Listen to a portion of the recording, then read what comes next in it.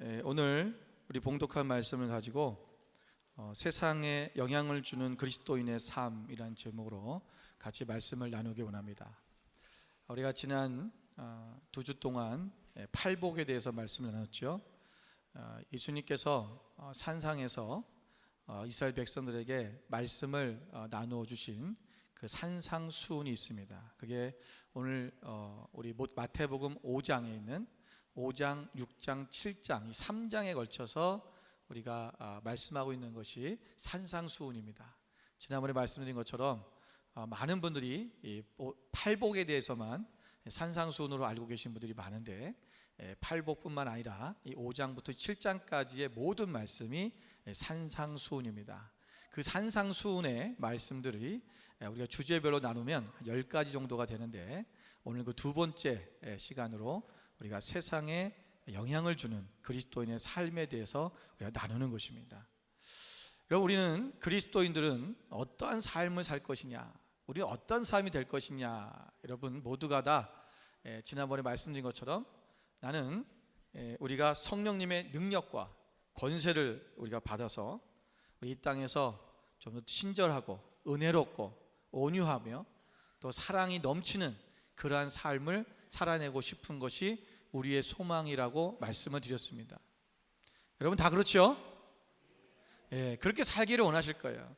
근데 그러려면 우리가 능력 있는 그리스도의 삶을 살아야 되는데, 권세 있는 삶을 살았는데, 그 권세 있는 삶은 하나님 나라의 시민이 받는 복, 이 팔복을 이룰 때 우리가 그렇게 살아진다고 말씀을 드렸습니다. 우리가 그렇게 능력 있는 그리스도의 삶을 살게 됐다면 이제는 어떤 사람이 되어야 되냐? 세상에 영향을 주는 사람이 되어야 됩니다. 여러분, 그리스도인은 옛날에 우리가 신약에 보면 이 사도 바울이 이제 잡혀가서 신문을 당할 때 저들은 전염병과 같은 존재다 이렇게 얘기합니다. 그러니까 그리스도인들은 전염병 같은 존재라고 이렇게 표현을 했어요. 그게 뭐냐 하면 계속 주의 복음이, 그들의 삶이 세상으로 계속 번져가고 있다는 거예요. 전염병처럼. 이걸 어떻게 막을 수가 없다는 것입니다. 근데 이게 사실은 진정한 그리스도인의 삶이죠. 여러분, 오늘 우리가 이 본문의 말씀에 보면 예수님께서 너희는 세상의 소금이고 너희는 세상의 빛이라, 이 소금과 빛에 대한 말씀들을 하시면서 우리가 어떻게 세상에서 영향력을 끼치는 사람이 될 것인가에 대해서 말씀하고 있는 거예요.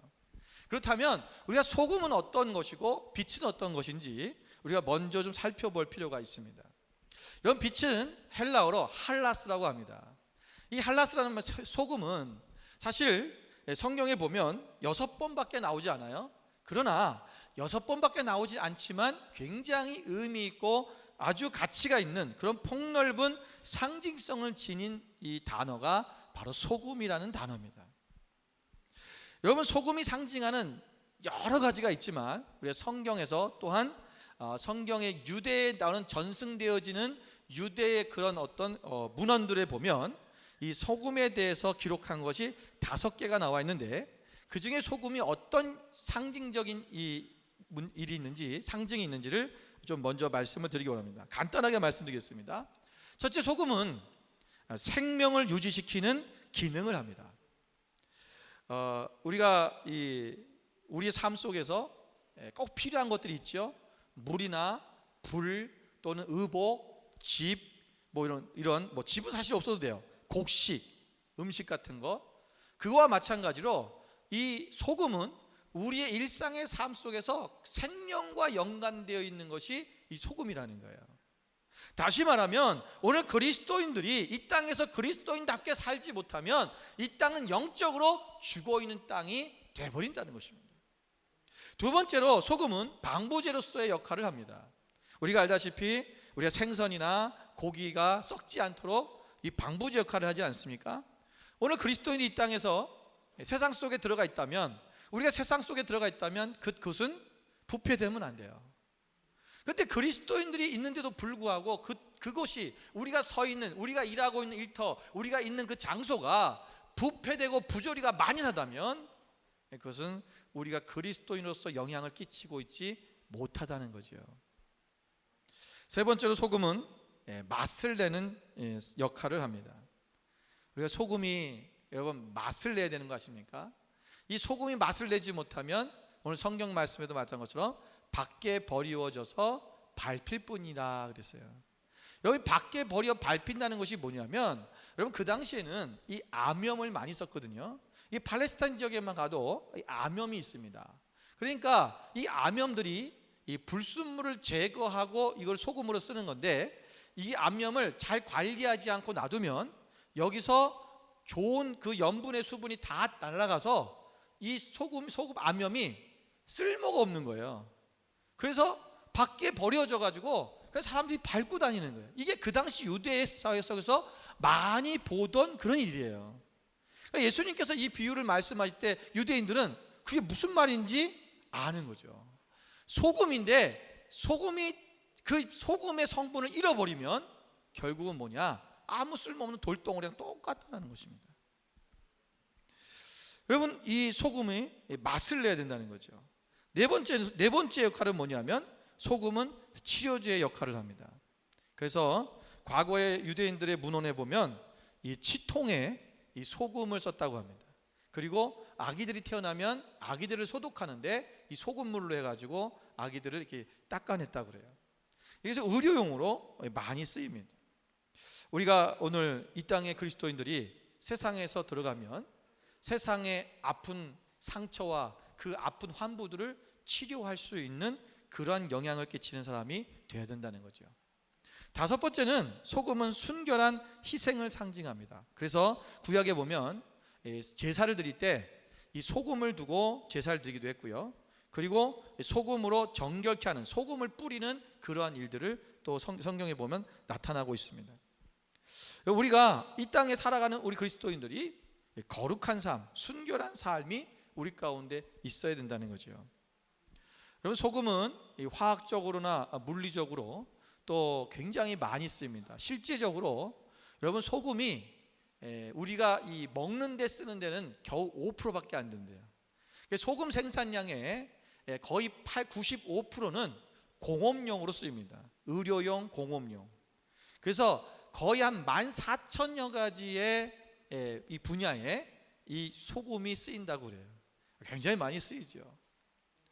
여러분 우리가 이 소금들이 이렇게 많이 여러 모양으로 쓰이는데 이것이 우리의 삶 가운데서 그냥 소금의 역할이 뭐냐라는 거예요. 우리가 이것이 역할을 제대로 못해버리면 그냥 밖에 버려져서 사람한테 밟히는 그러한 존재밖에 될 수 없다라는 거죠. 여러분 역사적으로 볼 때도 여러분 초대교회 시대에 일찍부터 복음을 받았던 소아시아 교회들, 지금으로 말하면 터키 지역입니다. 여기에 소아시아 7교회가 다 있는데 그 7교회 교회가 지금 어떻게 됐습니까? 다 이슬람에게 점령당하고 교회는 사라져버렸어요. 지금은 가면 그냥 기념교회 같은 것만 몇 개 하나씩 있고 거기서 예배 드리지도 않습니다. 왜 이런 일이 일어났느냐?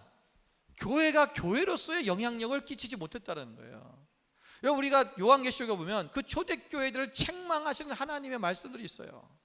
라우디에 교회를 향해서는 네가 차지도 아니하고 덥지도 아니었다, 미지근하다라는 거예요. 사대교회를 향해서는 너희가 이름은 살아있으나 죽었다라고 말씀하고 있어요. 교회들이 죽어버리면, 교회들이 그 영향을 끼치는 영향력 있는 삶을 살지 못하면 그 교회는 세상에게 밟혀버리는 거예요. 오늘날 유럽 교회들이 여러분 이슬람에 의해서 완전히 다 밟혀버렸어요. 교회는 문을 닫아버리고 이슬람이 득세를 합니다. 왜요? 교회가 교회다운 역할을 감당하지 못하고 있다는 거예요. 여러분 한국교회나 오늘 호주교회도 마찬가지입니다.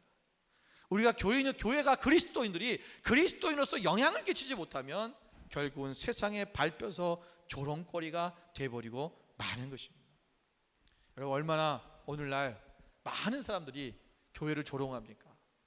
교회에 대해서 옛날에는요 교회가 아무리 잘못을 해도 교회를 욕하는 거에서 사람들이 두려워했어요. 왜? 하나님 앞에 벌 받을까 봐. 순진한 마음이 있었지요. 그런데 요새는 교회나 하나님을 향해서, 예수님을 향해서 마음 놓고 사람들이 저주를 하고 조롱을 하고 비웃어요. 오늘 교회가 이렇게 짓밟히는 이런 시대가 되는 것은 다른 게 아니에요. 하나님의 능력이 감해진 것이 아니라 예수님의 구원의 역사가 없어진 것이 아니라 오늘 우리 그리스도인들이 하나님 앞에서 그리스도인답게 살지 못했다는 거예요. 영향을 주지 못했다는 거죠. 우리가 빛된 삶을 사는 것도 마찬가지입니다. 빛이라는 게 뭐예요? 어둠을 비춰주는 거예요. 이 우리가 오늘 본문의 말씀에 보면 너희가 산 위에 너희 세상에 산 위에 있는 동네가 숨겨지지 못할 것이라. 산 위에 있는 동네는요, 저녁에 불을 켜면 모든 사람이 그것을 봐요. 우리가 어디 여행을 갔다가 제가 어렸을 때 이렇게 강릉에 살았었는데요. 강릉에서 이제 서울로 이렇게 고속버스를 타고 할머니 집에 가느라고 많이 갔어요. 방학 때 한 번씩 가면 이제 서울이 저기 보이면 불빛이 팍 보입니다. 그러면 그게 얼마나 이렇게 아름다운지 몰라요. 아, 서울에 왔구나. 여러분 저 산 위에 있는 그 빛들, 그 집은 항상 비춰져서 누구든지 본다는 거예요. 여러분 그리스도인들은요, 우리의 이런 산 위에 있는 동네와 같은 존재라는 거예요. 그래서 모든 사람들이 그리스도인들을 봐요. 여러분 신기하죠? 사람들이 불교인을 향해서는, 이슬람교인을 향해서는, 또는 힌두교인을 향해서는 욕하지 않아요. 그들이 잘못 살아도, 그들이 세상적으로 막 살아도 그들을 향해서 너희들은 너희가 불교인인데, 왜 이슬람교인인데, 왜 힌두교인인데 그렇게 사냐, 이렇게 말하지 않아요. 그런데 이상하게도 기독교인들을 향해서는 기독교인이 왜 이렇게 사냐고, 기독교인이 왜 이렇게 사랑이 없냐고, 기독교인이 왜 이렇게 나쁜 짓 하냐고 그래요. 왜요? 산 위에 있는 동네라는 거예요. 누구든지 바라보는. 이거는 우리가, 여러분 사람들 앞에서 우리가 그렇게 되고 싶지 않음에도 불구하고 사람들은 그렇게 우리를 보는 거예요. 왜냐? 교회가 이 땅의 소망이기 때문에 그렇습니다. 왜냐하면 교회는 하나님께서 이 땅에 하나님이 천지를 창조하셨고, 그렇기 때문에 사람들은 그들의 마음속에 하나님을 섬기고 싶어하는 그 마음이 있어요. 그런데 그것을 거부하며 사는 것뿐이에요. 우리의 갈망은 뭐냐면 하나님처럼 살고 싶은 거죠. 예수님처럼 살고 싶은 거예요. 그런데 자기는 못 사니까 기독교인 너희들은 그렇게 살아가는 거예요. 그걸 바라는 것입니다. 여러분 산 위에 있는, 여기 보면 너희가 빛이라면 그 빛을 말 아래에 두지 아니하고 그랬어요. 여기 말 아래라는 것은 등불을 켜서 말 아래에 두지 아니하고 등경에 두다니. 이 말 아래라는 것이 뭐냐면요, 여러분 과거에는 불을 켜는 게 쉬운 일이 아니었습니다. 그죠? 뭐 성냥이 있는 것도 아니고. 그래서 이 불을 한번 켜놓으면, 등잔에 불을 켜놓으면 이것을 어디 잠깐 밖에 나갔다 온다든가 뭐 음식을 하러 부엌에 갔다 온다면 잘못하면 이거 누가 건들거나, 또는 특히 뱀들이나 이런 도마뱀들이 집에 막 들어오니까 이런 게 쳐가지고 이게 넘어지면 불이 붙고 일어날 수 있어요. 그래서 그거를 우리가 여기서 말이라고 하는 것은 우리 한국에 우리 말 하는 거 있잖아요. 그러니까 곡식을 재는 말이에요. 이게 이제 10대짜리인데 이 말 같은 게 있는데 이런 통을 거기다 엎어놓는 거예요. 그래서 빛이 꺼지지 않으면서 그것을 보호해 놨다가 나중에 잠깐 갔다 오면 쓸 수 있도록 하기 위해서 덮어놓는다는 거예요. 이 말은 뭐냐면 너희가 빛을 이런 어둠 속에다가 두어지지 않는다라는 거죠. 가두지 않는다는 거예요. 그러니까 우리가 빛이라고 하는 것은 뭐냐면 우리가 세상 앞에 드러나야 된다는 거예요. 보여준다는 거죠. 우리가 어디 숨어 있는 것이, 어둠 속에 빛은 숨을 수가 없어요. 어둠에 들어가면 빛은 뭐예요? 그 어둠을 밝게 하게 돼 있는 거예요. 그게 원리고 진리죠.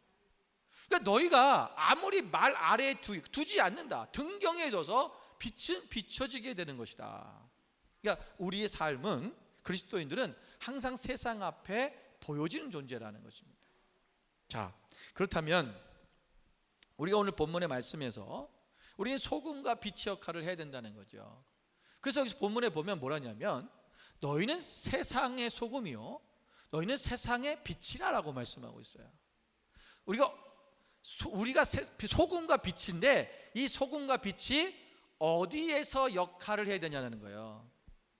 교회에서가 아닙니다. 여러분 천국에 사는 게 아니라는 거예요. 세상에서라는 거예요. 너희는 세상의 소금이고 세상의 빛이다. 우리가 세상에서 우리가 소금 역할을 해야 되고 세상에서 빛의 역할을 감당하는 사람이 돼야 된다는 거예요. 이 중요한 것입니다. 많은 그리스도인들이 교회 와서는 소금이 되고 빛이 돼요. 교회 와서는 잘한단 말이에요. 그런데 세상에 나가서는 세상 사람들과 똑같은 삶을 사는 거예요. 그러니까 우리가 영향을 미치지 못하는 거예요. 오늘 본문에 보면 그럼 우리가 이 빛의 역할을 감당하고 소금 역할을 감당해야 되는데, 그런 우리가 세상의 빛과 소금 역할을 감당한 우리들의 삶이 우리가 어떤 영향을 끼치 어떻게 삶을 살아야 되느냐라는 것을 16절에 말씀하고 있습니다. 여기 보면 이같이 너희 빛이 사람 앞에 비치게 하여, 여기도 뭐랬어요? 사람 앞에 비친다 그랬어요. 사람 앞에 비치게 하여 그들로 너희 착한 행실을 보고 하늘에 계신 너희 아버지께 영광을 돌리게 하라. 자, 여러분, 하나님께 영광을 돌리는 방법이 나와 있어요. 하나님 앞에 영광을 어떻게 돌리느냐? 내가 하나님 앞에 하나님을 찬양합니다. 하나님 영광 받으십시오. 하나님은 놀라우신 분입니다. 하나님은 찬양받게 합당하신 분입니다. 하나님은 아름다우신 분입니다. 하나님은 창조주입니다.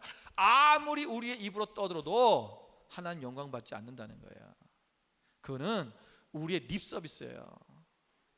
여러분, 누군가가 나에게 당신 멋있습니다, 잘생겼습니다, 똑똑하십니다, 아무리 얘기해도 여러분, 그 말로 하는 거는 아무 상관없어요. 오늘 예수님께서 말씀하신 게 뭐냐면 너희의 착한 행실을 보고 사람들이 하나님 앞에 영광을 돌리는 거라는 거예요. 그게 무슨 말이냐면 우리의 행실을 보고, 야, 정말 하나님은 놀라우신 분이야, 정말 하나님은 계시는구나. 그래서 그들의 입술로 하나님을 찬양하는 거예요. 느부갓네살 왕이 그 사드락과 메삭과 아벳느고의 그 모습을 보면서, 와, 너희 하나님은 정말 살아계신 분이구나, 그 영광 돌리는 거예요. 여러분, 우리가 그러한 하나님 앞에, 사람들 앞에 이런 영향력 있는 삶의 모습을 보여줌을 통해서 우리가 하나님 앞에 그들이 영광을 돌리는, 이게 하나님께 영광 돌리는 삶이에요. 착한 행실이란 뭐냐? 이걸 헬라어로 칼로스라고 합니다. 이 칼로스라는 말은 원래 성경에 나오는 선한이라는 말이 있어요. 이 선한이라는 말은 아가도스라고 그래요. 이 아가도스는 그냥 선한 거예요, 착한 거예요. 그런데 여기서 착한이라는 말은 칼로스인데, 이 칼로스라는 말의 뜻은 뭐냐면 마땅하다, 아름답다, 또는 잘하다라는 뜻이 있어요. 이것은 도덕적인 어떤 근거 안에서 착한 것을 얘기하는 것이 아니고요, 하나님 앞에 마땅한 일, 그 아름다운 일을 잘 하는 거예요. 그러니까 하나님이 원하시는 그 일, 하나님의 의, 하나님의 성품, 하나님이 원하시는 그 성품을, 하나님이 원하시는 그 일을 우리가 드러내는 일이 착한 행실, 칼로스라는 것입니다. 그냥 우리가 착한 행동을 하는, 어떤 선한 일을 행하는 그런 것만 얘기하는 게 아니에요. 우리가 하나님 앞에, 여러분, 이러한 삶을 통해서 우리가 하나님 앞에 영광을 돌리는 삶이 되어야 된다, 영향력 끼쳐야 된다는 것입니다. 디도서 2장 14절 말씀해 보면, 그가 우리를 대신하여 자신을 주심은 모든 불법에서 우리를 속량하시고 우리를 깨끗하게 하사 선한 일을 열심히 하는 자기 백성이 되게 하려 하심이라 그랬어요. 자, 여러분 보세요. 예수님께서 우리를 위해서 자신을 주셨다, 십자가에 죽어서 우리에게 주신 이유가 뭐냐면, 십자가에 죽으신 목적이 뭐냐면 두 가지 목적이 있는 거예요. 여러분, 많은 그리스도인들이, 목사님들도 이걸 한 가지만 가르치세요. 첫 번째는 뭐냐면 우리를 모든 불법에서 속량하셨다는 거예요. 속량하셨다. 여러분, 스크린 다시 보여주세요. 속량하셨다. 두 번째가 뭐예요? 우리를 깨끗하게 하사 선한 일을 열심히 하는 자기 백성이 되게 하렸다는 거예요. 두 가지예요. 그런데 우리는 구원받은 사건만 생각을 해요. 자, 하나 더 볼까요? 베드로전서 2장 21절을 보세요. 베드로전서 2장 21절. 여기 앞에 보면 예수님께 십자가에서 고난을 받으셔서 우리를 구원하시기 위해 고난을 받았다는 얘기가 나와요. 그 다음 21절의 얘기가 뭐냐면, 이를 위하여 너희가 부르심을 받았으니 그리스도도 너희를 위하여 고난을 받으사 너희에게 본을 끼쳐 그 자취를 따라오게 하려 합니다. 그러니까 예수님께서 십자가에 달려 죽으신 목적이 뭐냐면요, 첫 번째는 우리를 구원하기 위한 거예요. 두 번째가 있어요. 그게 뭐냐면 우리가 그리스도께서 가신 그 자취, 그것을 따라가기 위한 거예요. 주님이 하신 그 착한 행실, 그 선한 일, 카를로스의 그 일을 우리도 하게 하기 위함이라는 거예요. 근데 많은 사람들이 구원만 받았어요. 그리고 난 구원받았어, 이제 천국 가, 그거 된 거예요. 그리고 우리의 삶 속에서 이 착한 행실이 드러나지 않는다는 것입니다. 나타나지 않는 거예요. 그러니까 나만 구원받고 그냥 끝나는 거예요. 근데 우리의 사명은 뭐냐면, 우리가 구원받는 것이 우리의 복이었다면 이제는 우리엔 사명이 있어요. 그게 뭐냐면 우리의 착한 행실을 통해서, 카를로스의 삶을 통해서 우리가 다른 사람들이 주님 앞에 돌아오게 하는 거예요. 이게 사명이에요. 우리가 여러분 세상 사람들 앞에 보여지는 삶이라는 거예요. 산 위에 있는 동네처럼 보여져야 된다는 거예요. 등경에 두는 것처럼 보여지는 거라는 거예요. 이거는 뭐냐면 리더의 삶을 얘기하는 거예요. 제 지난 주간에 이렇게 수련회를 갔는데, 우리 학생 청년부 수련회를 가면서 저희 딸이 그런 얘기를 하더라고요. 요즘 젊은이들은 리더가 되고 싶지 안 한다는 거예요. 리더를 되고 싶지 않다. 근데 제가 봐도요, 40대 미만들은요, 아닌데 제가 보니까 45세 이하는 다 그런 것 같아요. 리더가 되고 싶지 않아요. 리더하면 그냥 힘들다고만 생각해요. 나는 그냥 여기서 이렇게 그냥 잘 살다가 여기서 내가 먹을 거 먹고 그러고 살다가 가겠습니다, 이런 생각이에요. 그래서 제가 안타까워, 내가 늘 그런 마음이 있었는데, 근데 저희 딸이 그래요. 왜 리더가 되고 싶지 않는지를 아니에요. 그래서 그게 뭔데? 그랬더니 요즘 젊은이들이 좋은 리더십을 못 봤다는 거예요. 실패한 리더십만 본 거예요. 그리고 죄송하지만 트럼프 같은 엉뚱한 리더십만 본 거죠. 우리가 과거에는 저희 어렸을 때만 해도요, 좋은 목회자님도 있었어요. 그러니까 목사님들이 존경받을 만한 목사님도 있었어요. 그걸 바라볼 수 있는 사람들. 근데 요즘은 없어요. 별로 없어요. 그러니까 지도자들도 마찬가지예요. 대통령들도 마찬가지고 존경받을 만한 사람이 없는 거예요. 여러분 벌써 45세 이상 되신 분들은 다 그런 거 느끼실 거예요. 우리가 어렸을 때는 존경할 만한 대통령도 있었고 존경할 만한 어떤 세상의 리더십도 있었어요. 그러니까 그들을 바라보면서 저런 사람이 돼야지 이랬는데, 지금 젊은 애들에게는 그런 사람이 없다는 거예요. 그러니까 리더가 되고 싶은 마음이 없는 거죠. 참 안타까운 시대에 온 거예요. 그래서 여러분, 우리가 그 리더가 되어줘야 돼요. 여러분 어른들이 여러분 젊은 세대들에게 좋은 리더십을 보여줘야 돼요. 이 리더는 이렇게 하는 거구나. 리더가 이렇게 섬기며 결국은 하나님께서 영광을 받으시는구나. 그들의 삶이 어떻게 변화되고 어떻게 살아서 어떤 영향을 끼치는지를 보여주는 삶을 살지 않으면 앞으로 우리 그리스도인들 안에서 리더십이 안 나와요. 굉장히 심각한 문제입니다. 오늘 우리가 이 땅에서 여러분 진정한 그리스도인으로서의 본을 보이는 삶을 살아가며 통하여 우리가 그들에게 영향을 끼칠 수 있는, 영향을 주는 삶이 살아야 돼. 이게 리더예요. 이게 리더인 거예요. 여러분이 어떤 옆에 사람에게 영향을 줬다, 그럼 여러분 리더가 된 거예요. 내가 근데 영향을 주는, 아무리 내가 어디에 리더의 자리에 앉아있다 할지라도 내가 다른 사람에게 영향을 주고 있지 못하면 그 사람은 리더가 아니에요. 리더가 아니에요. 아무런 영향을 못 주고 있다. 오히려 부정적인 영향, 오히려 인간적인 영향, 세상적인 영향을 주고 있다. 그러면 그건 좋은 크리스찬의 리더십이 아닙니다. 저는 그게 제일 마음이 아파요.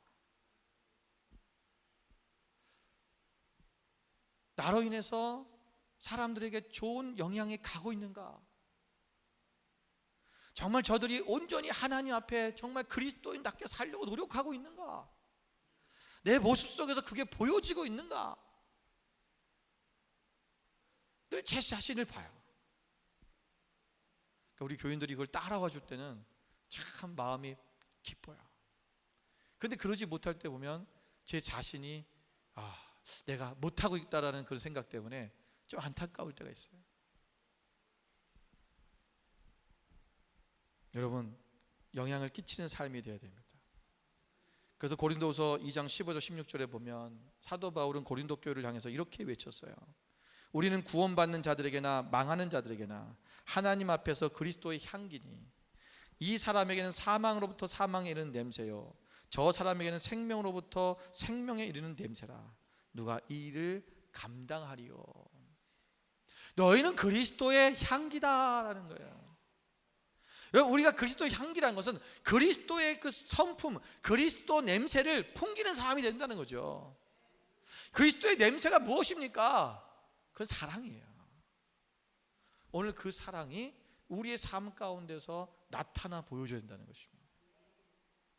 여러분, 오늘 만약에 이 자리에 어떤 분이 정말 강한 향수를 뿌리고 오셨다면 이 공간이 어때요? 그 향내로 가득 차겠지요. 다른 앞에 번지는 거예요. 여러분이 담배 피우는 사람 옆에 있으면 옷에 담배 냄새가 나는 거예요. 여러분, 술 많이 먹는 술집에 들어가서 여러분이 앉아있다 나오면 술 냄새가 나는 거예요. 오늘 우리 안에 내 옆에 어떤 사람이 있었다면 오늘 내게 있는 그리스도의 향기가 그 사람에 붙어버려야 되는 거예요. 그거를 할 수 있는 사람이 돼야 된다. 영향을 끼치는 사람이에요. 고린도서 3장 3절에도 보면 너희는 우리로 말미암아 나타난 그리스도의 편지라고 말씀하고 있어요. 이것은 내가 너희에게 그냥 돌판에 쓴 것이 아니라 너희의 육의 마음판에 신비에 썼다라는 것입니다. 편지는 뭐예요? 우리의 마음과 생각과 나의 이야기를 써서 누군가에게 보여주는 거죠. 오늘 우리는 이미 예수 그리스도의 마음과 예수 그리스도의 생각과 그분의 뜻이 우리 가운데 새겨졌다는 거예요. 우리가 가면 사람들이 예수님의 마음이 이거구나, 예수님은 이런 분이구나, 예수님은 이런 뜻을 갖고 계시구나, 예수님의 생각은 이거구나, 그게 읽혀져야 돼요. 그런데 우리 얼굴을 볼 때마다, 우리의 모습을 볼 때마다 우리 안에 보여지는, 우리에 써있는 그 글귀들이 세상적이고 더럽고 추악하다면 참 우리가 안타까운 거죠. 오늘 고린도 교회가요, 왜 이런 편지를 사도 바울이 썼냐면 그들은 은사가 굉장히 충만하게 있었어요. 그래서 고린도전서 12장 14장에 가면 은사들에 대해서만 얘기했어요. 그런데 은사는 많은데 그들 안에 뭐가 없었냐면 사랑이 없었던 거예요. 그래서 13장 그 가운데 장에다가 사랑장이라는 것을 집어넣은 거죠. 왜 그랬습니까? 고린도 교회 안에 너희는, 그래서 후서에서 너희는 그리스도의 향기다, 너희는 편지다, 주님의 그 사랑이 너희들 가운데 그것이 보여져야 되지 않느냐.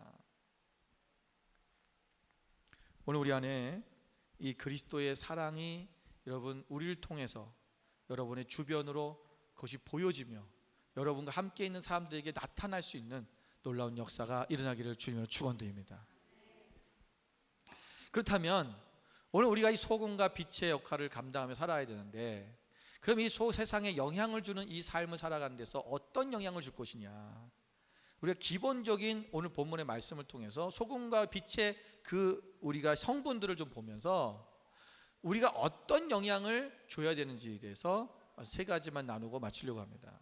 첫 번째는요, 우리가 연합하는 삶을 보여줘야 됩니다. 여러분, 소금이 각각의 알갱이로 되어 있잖아요. 근데 각각의 알갱이가 되어 있는 이 소금이, 여러분, 그것이 그냥 각각의 알갱이로 하나가 독창적으로 있으면 아무런 역할을 못해요. 소금 하나를, 여러분 김치찌개에다가 소금 하나를 집어넣었다, 맛이 나겠습니까? 미역국에다가 소금 하나를 집어넣었다, 맛이 안 나죠. 여러 개의 소금알이 함께 들어가서 거기서 녹아져서 하나가 될 때 뭐가 일어나는 거예요? 그것이 소금이 역할이 일어나는 거예요. 어디든 마찬가지입니다. 오늘 각자가 내가 잘났고 나 혼자서 무엇인가를 해야 된다는 것이 아니라 우리가 함께 연합하며 하나가 되어질 때 그것이 일어난다는 거예요. 함께 녹아서 서로 하나가 되는 것입니다. 여러분, 초대교회가 극심한 박해와 궁핍함 속에서도 그 초대교회가 그 교회를 유지하고 그들이 존재할 수 있었던 이유가 뭐냐면 함께 연합하며 도와줬기 때문에 그래요. 예루살렘 교회는 가난했어요. 그러니까 이방에 있던 교회들이, 초대교회 교회들이 돈을 헌금해서 그 가난한 교회를 섬겨줬어요. 하나가 되는 거예요. 여러분, 우리가 옛날에 제가 한국에 있을 때는요, 그 시골 농어촌 선교라는 게 있었어요. 그 시골 교회들, 농어촌 교회들은 작잖아요. 그리고 생활도 좀 어렵고, 그러니까 큰 교회들이 그 농어촌 교회들에게 헌금을 보내고 섬겼어요. 제가 있던 교회에서도 그런 헌금을, 이제 선교 헌금을 이렇게 보내줬죠. 근데 제가 호주에 와서 지금 23년이 됐는데, 글쎄요, 제가 못 들은지는 모르겠어요. 그런데 어느 교회도, 어느 큰 교회도 이 시드니에 있는 우리 한인 교회들, 같은 한인 교회들 중에서 어려운 교회들을 돕는 일을 했다는 것을 들어본 적이 없어요.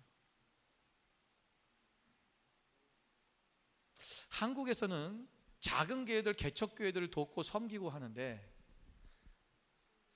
여기서는 그런 일들이 잘 일어나지 않아요. 뭐 제가 모르게 했으면 전 모르겠어요. 근데 제가 할 땐 제 귀로 들은 적은 없어요. 어느 교회가 작은 교회들, 개척하는 교회를 돕고 그 교회가 잘 쓸 수 있도록 쓸 때까지 도움을 줬다, 헌금을 했다, 이런 얘기 들어본 적이 없어요. 저희가 거의 10몇 년 동안을 시드니 연합을 위해서 함께 기도하고 연합하는 일에 막 나갔어요. 헌신했습니다. 왜 연합이 안 될까? 제가 생각해 본 거예요. 근데 이 문제가 있더라고요. 우리가 시드니에서 300여 교회가 있는데 교회가 생기면 나의 경쟁 상대로만 봤지, 그들을 도와서 그들이 온전히 세워줄 수 있도록 함께 도와야 된다는 이런 마음을 가져본 적이 없는 것 같아요. 와서 함께 기도하자, 함께 예배드리자, 이런 것들은 했는데 실제로 그들이, 목사님들이 나가서 일해야 돼요. 저녁이면 청소하러 가야 되고 어떻게 기도하러 오냐고요. 저는 우리 교회가 이런 일을 했으면 좋겠어요. 왜 한국에서는 했었는데 여기서는 못하냐고요. 그런 생각을 하지 않아요. 저도 그랬었는 거예요. 제가 그랬다는 거예요. 제가. 여러분, 우리 교회가 이 땅에 연합을 이루고 이 땅에 부흥을 일으키기 위해서 우리가 헌신하고 기도하고 있다면 우리가 먼저 어려운 교회들, 개척하는 교회들, 작은 교회들을 돕을 수 있는 그런 일부터 먼저 하기를 축원합니다. 하나님께서 우리 가운데 그 모든 축복을 허락하실 거예요. 사도행전 4장 32절 말씀 보면 믿는 무리가 한 마음과 한 뜻이 되어 모든 물건을 서로 통용하고 자기 재물을 조금이라도 자기 것이라 하는 이가 하나도 없더라 그랬어요. 초대교회의 능력 중에 하나가 뭐냐면요, 바로 이 연합이에요. 나누는 거. 내 것을 내 것이라 여기지 않았다. 그리고 서로 섬기고 사랑하고, 이것이 초대교회가 강력할 수 있었던 이유 중에 하나예요. 말씀과 기도의 삶, 그 이유에 있던 게 뭐냐면 바로 연합이었어요. 지난주 어저께 우리 집사님이 이 시술을 하러 들어갔었다가 그게 좀 잘못돼 가지고 막 피를 출혈이 너무 과다 출혈이 됐다고 그러더라고요. 제가 병원에 가서 이제 입원했다고 그러길래 갔는데, 가서 보니까 뭐 시술만 하면 된다 해서 간단한 시술만 하면 되니까 뭐 금방 나오겠다 생각하고 왔어요. 근데 저녁에 집에 이제 들어가서 이제 밥을 먹으려고 하는데 집사람이 전화가 왔는데 그렇다는 거예요. 그래서 지금 피가 너무 많이 흘려서 그래 잘 가봐야겠다고. 밥 먹는데 확 소화가 안 되더라고요. 그리고 이제 교인들한테 기도해 달라고 그러고 저도 기도를 했어요. 근데 막 다급한 전화만 오는 거예요. 이게 지금 막 이게 거의 생사를 이제 우리가 가늠할 수 없는, 여러분 이 출혈이 너무 심하면 사람이 죽잖아요. 그 정도까지 온 거죠. 그러니까 병원에서 응급이 돼가지고 갑자기 중환자실로 옮기게 되고, 그리고 뭐 이 수술을 하는데 이제 뭐 동의 이런 것도 사인할 시간도 없이 이거 안 하면 죽는다. 그래서 자궁을 절제하겠다 완전히. 그래서 이제 막 수술을 들어간 거예요. 들어갔다 그러는데, 그래서 뭐 기도했죠. 근데 하나님께서 여러분들 기도해 주셔서 이제 그 자궁도 절제하지 않고 나팔관만 이제 잘라내고, 그리고 이제 출혈이 멈춰졌어요. 그러니까 수혈을 네 봉지나 수혈을 했다 하더라고요. 여러분이 굉장히 심각한 상태까지 한 거예요. 근데 우리 교인들이 또 같이 오셔갖고 또 함께 해주고, 또 이제 아이들이 그 집 아이들이 많으니까 또 아이들 봐주는 사람, 당뇨는 병원에 있어야 되잖아요. 남편은 또 일하러 가야 되니까 또 또 환자를 돌봐줘야 될 사람, 또 이제 엄마가 없으니까 음식을 또 해야 되니까 음식을 해줄 사람, 교인들이 탁탁탁 맡아가지고 어저께 다 정했다더라고요. 그리고는 이제 이렇게 하자 그래서 했다는데 너무나 감사해요. 여러분 그게 성도들이죠. 하나의 연합이에요. 누군가 어려움이 당하면 함께 붙어서 내가 무엇을 도울까 하는 거죠. 이게 여러분 공동체고, 이게 사랑의 공동체잖아요. 그런데 여러분 이것이 우리 교회 안에서만 되는 것이 아니라 여러분 교회 밖에 있는 사람들에게도 우리가 동일한 이 사랑을 줄 수 있어야 돼요. 그래서 우리가 여러분 하나님 앞에 이런 아름다운 이 연합의 일이 우리 가운데 먼저 일어나서 사람들이 볼 때, 야, 크리스찬들은 저렇게 하네, 우리도 연합해야지 라고 하는 이 영향을 끼치는 그 삶이 우리 가운데 있어야 됩니다.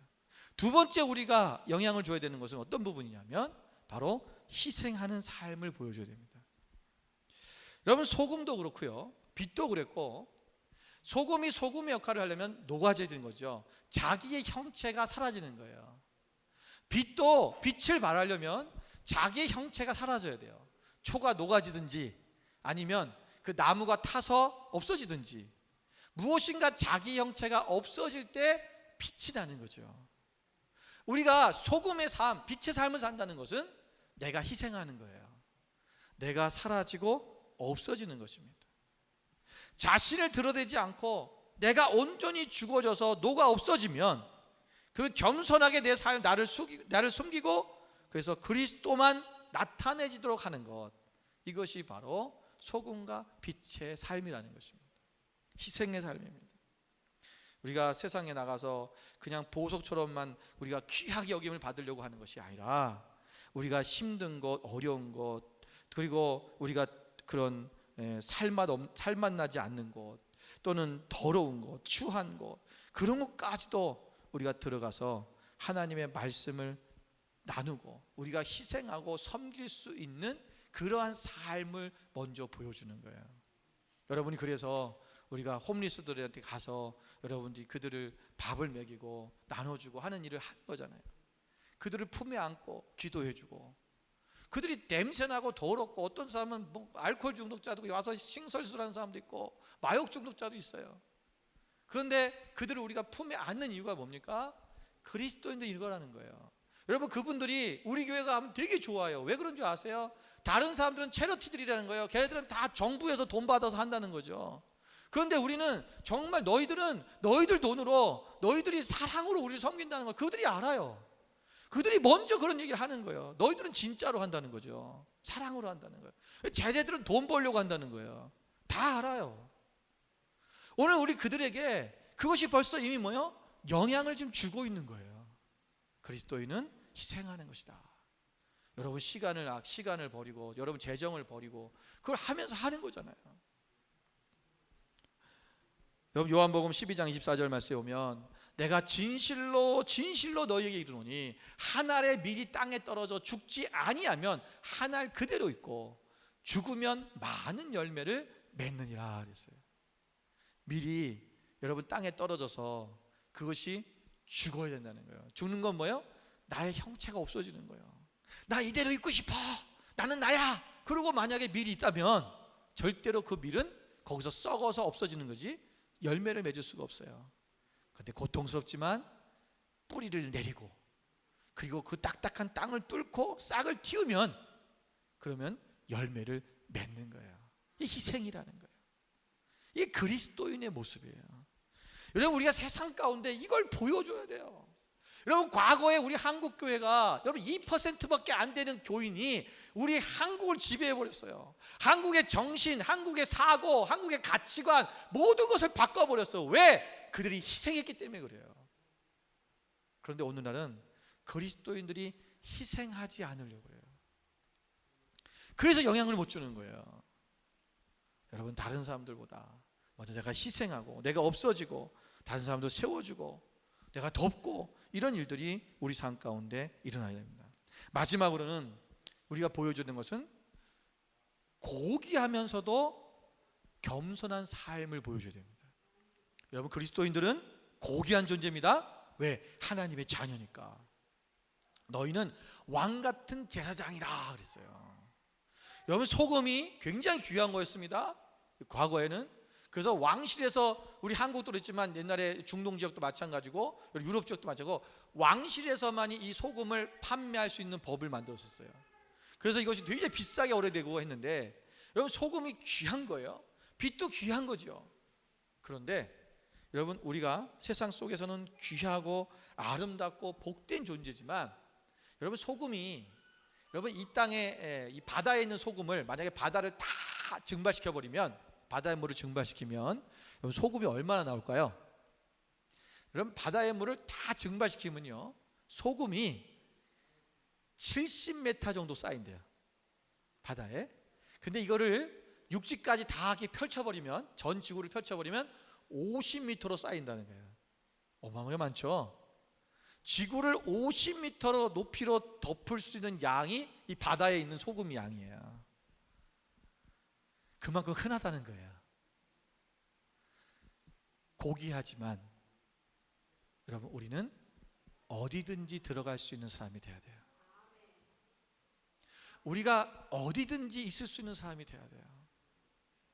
하찮은 곳, 버림받은 곳, 아둔한 동굴 같은 그곳에도 우리가 들어가서 그들을 섬기고 나눌 수 있는 사람이 돼야 된다는 것입니다. 여러분, 선한 사마리아 사람의 이야기 비유하시죠. 거기 보면 강도 만난 사람이 있는데, 그 강도 만난 사람을 처음 보고 지나간 사람이 제사장이에요. 두 번째는 레위인입니다. 이들은 종교인입니다. 그 당시의 귀족층이에요.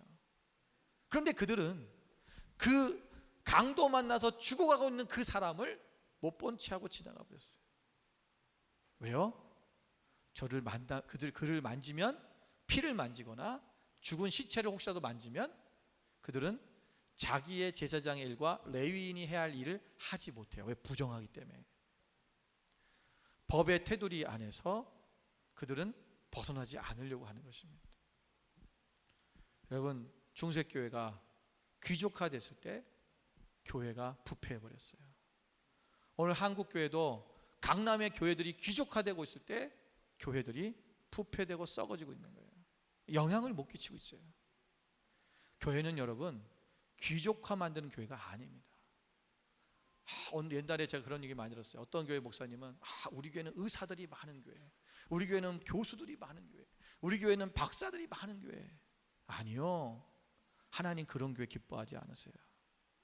저희 교회도 이렇게 좀 어떤 그 잡들이 좀 엘리트적인 잡들을 하는 사람들을 보면 자꾸 큰 교회로 가려고 그래요. 그 교회 가면 그런 사람들이 많다는 거죠. 어울릴 수 있는 물이 있다는 거예요. 근데 여기는 나랑 수준이 안 맞는데 그러고 가는 사람도 있어요. 정말 안타까운 거예요. 여러분, 교회는 그런 곳이 아니에요. 하나님이 그런 마음을 기뻐하실까요? 사람 안에 신분이 있는 게 아니에요. 직업에 귀천이 있는 게 아니에요. 우린 그리스도 안에서 한 형제 자매예요. 이곳에 어느 민족이 오든, 어떤 사람이 오든, 어떤 일을 하는 사람이 오든, 어떤 학벌을 갖고 있는 사람이 오든 우리는 똑같은 거예요. 여러분, 흔한 게 소금이에요. 소금이 여러분 아무리 멋있게 갈고 닦아도 그게 소금이죠. 똑같이 생긴 거예요. 뭐 아무리 갈고 닦아봐야 노가 없어지긴 하지. 그게 보석처럼 갖고 다닐 수도 없고요. 반지에 껴서 넣을 수도 없어요. 그런데 사람들은 내가 꼭 그러한 존재처럼 생각하는 거죠. 여러분, 빛이 된다는 것은 세상 앞에 잘나서 나 이런 사람이야, 그것을 뽐내는 게 빛이 아니에요. 빛은 나를 죽이고 어둠 속에 들어가는 거예요. 척박한 땅에 들어가는 거예요. 그래서 그곳에 어둠 속에 있는 그들, 희망이 없는 그들에게 희망의 빛을 주는 사람이 되는 거예요.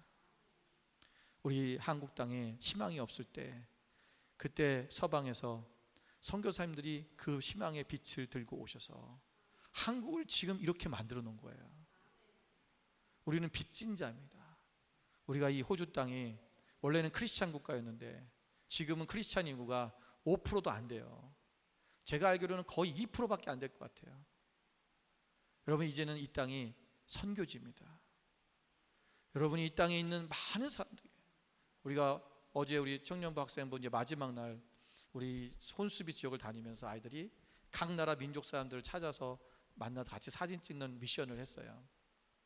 당신 어느 나라 사람입니까? 그래서 그 나라 사람들, 뭐 별의별 나라 사람들이 많더라고요. 사진 올라온 거 보니까 정말 많은 민족이 이 땅에 열방이 살고 있는 거. 이 땅은 우리가 살고 있는 호주만 해도, 아니 혼수비만 해도 열방이에요. 오늘 우리가 그들에게 복음을 증거하고 영향을 주는 삶을 살아간다면 오늘 우리가 바로 이 복된 그리스도인의 삶을 살아야 되는 것입니다. 여러분, 세상에 영향을 주는 그리스도인이 되시기 바랍니다. 우리가 그리스도인으로서 이 땅에 하나님의 자녀답게 능력 있는 그리스도인의 삶을 삶을 통해서 그들에게 온전한 그리스도의 향기를 우리가 뿜어내고 나눌 수 있는 그런 여러분 되시기를 주님으로 축원을 드립니다. 기도하겠습니다. 좋으신 하나님 아버지, 감사합니다. 오늘 우리의 삶 가운데 세상에 영향을 주는 그리스도인의 삶이 무엇인가를 소금과 같이 빛과 같이 우리가 정말 서로 하나 되어지고 노가 없어져짐으로 말미암아 우리 희생하고 우리가 서로를 돕고 나누며 우리가 정말 주님 안에서 아름다운 그 주님의 사랑의 모습을 드러낼 수 있는 그 영향을 줌으로 말미암아 이 세상 또한 바뀌는 그 삶이 일어날 수 있도록 우리가 그렇게 살아갈 수 있는 저희 모두의 삶이 될 수 있도록 축복하여 주시옵소서. 이 세상에 영향을 주는 그리스도인 우리 만나교인들이 되게 하여 주옵소서. 감사하며 예수님의 이름으로 기도드렸사옵나이다. 아멘. 찬송가 502장 찬양 드리겠습니다.